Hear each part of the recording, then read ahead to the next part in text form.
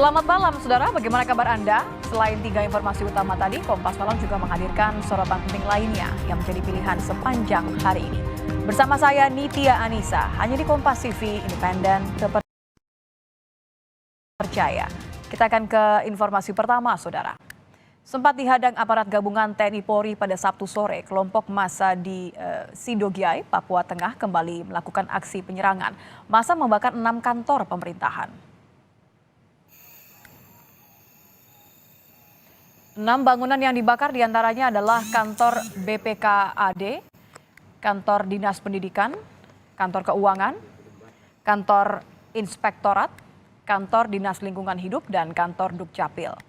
Akibat penyerangan, 2 anggota kepolisian dan seorang warga sipil terluka dan harus mendapatkan penanganan medis.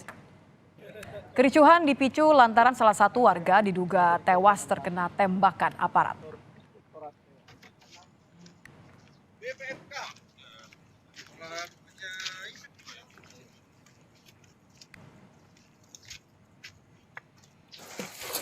Polisi menemukan